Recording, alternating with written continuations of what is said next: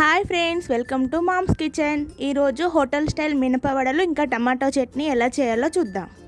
1 cup మినపప్పు, 1/2 cup బియ్యం తీసుకొని శుభ్రంగా కడిగి 2 గంటలు నానబెట్టుకోవాలి. ఇప్పుడు ఈ పప్పుని మిక్సీ జార్లో వేసుకొని కొన్ని వాటర్ యాడ్ చేసుకొని మెత్తని పేస్ట్లా చేసుకోవాలి.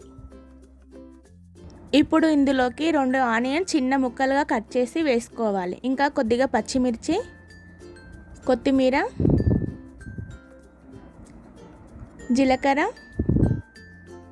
రుచికి సరిపడా సాల్ట్, 1/2 స్పూన్ బేకింగ్ సోడా ఇవన్నీ వేసుకొని బాగా కలుపుకోవాలి. 5 మినిట్స్ కలుపుకున్న తర్వాత 10 మినిట్స్ పక్కన పెట్టుకుందాం.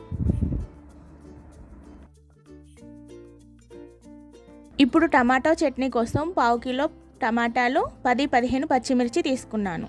స్టవ్ ఆన్ చేసుకొని ప్యాన్ పెట్టుకొని అందులో ఆయిల్ వేసుకొని ఆయిల్ హీట్ అయిన తర్వాత పచ్చిమిర్చి వేసుకొని వేయించుకోవాలి. అవి వేగిన తర్వాత టమాటా ముక్కలు కూడా వేసి ఉడికించుకోవాలి.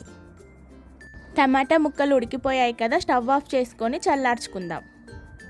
ఇప్పుడు ఈ మిశ్రమాన్ని మిక్సీ జార్లో వేసుకుందాం. అందులో వెల్లుల్లి, జీలకర్ర, రుచికి సరిపడా సాల్ట్ వేసుకొని గ్రైండ్ చేసుకుందాం. సింపుల్ టమాటా పచ్చడి రెడీ.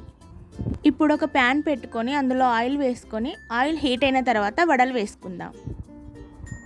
స్టవ్ మీడియం ఫ్లేమ్లో పెట్టుకొని వడలు తిప్పుకుంటూ కాల్చుకుందాం. 5 to 10 మినిట్స్లో వడలు ఫ్రై అయిపోతాయి.